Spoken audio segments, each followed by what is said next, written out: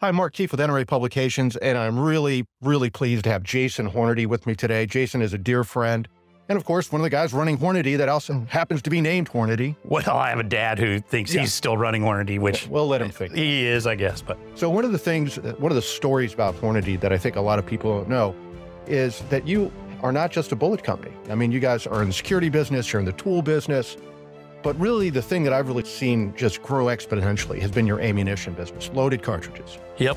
You know, and it's interesting, my grandfather started our ammo business in the early 60s, and he did it because he wanted to have a constant customer for his bullet business. And in the late 80s, early 90s, my dad wanted to make more ammo, and so we started making cartridge cases. And when I say we made cartridge cases, I mean we made like 12. And it wasn't until the early 2000s that we really doubled up on cartridge case manufacturing, and we worked on bullet manufacturing. We're working on vertically integrating. We might make a primer here or there, but we've focused a lot on new cartridge development, cartridge cases, and cartridge case manufacturing. Bullets has always been something that's come natural to us. We can make a lot of bullets. We're really good at that. Cartridge cases is a little bit more of an art. I think in the early days, a lot of people who made cartridge cases hopped on one foot and turned a screw to make it work. Right. But the number of steps a cartridge case goes through to become a loaded round of ammo is unbelievable. So we've focused on that. We've spent a lot of time trying to make sure we do it, and we come up with some fun ones along the way.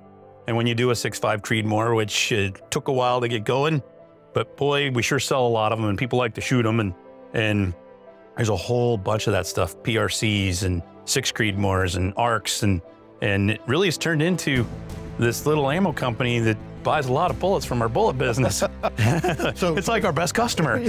So Joyce is looking down on you going, good. I think he would be proud. My dad says he would look at us and go, there's no way you guys can pull this off. Well, but when you think about the cases that your company has developed, right? You know, 375 Ruger, we talked about it earlier today. That was a pioneering case, and you look at all the things that have been based on it, and nobody was making 375 Ruger cases for you. You guys had to figure that out. We had to figure all that out, and you know, competitors aren't going to help you, and they're not going to show you, and so you had to go figure it out. Right. And I will tell you, there was a lot of tears and a lot of sweat and some stress and nail biting, and we've got plenty of scrap parts that we've made along the way. But sooner or later, you figure it out, and yeah, the 375 Ruger is the parent of what are now the PRCs. Right. And you know, this 300 RCM along the way, maybe not super successable, but it became the 6.5 PRC, and fun to shoot, you know? Absolutely. So, yeah. So anyhow, well, thanks for joining me today, Jason, and good luck to the great folks at Hornady. Always good to see you. For more, go to Hornady.com or AmericanRifleman.org.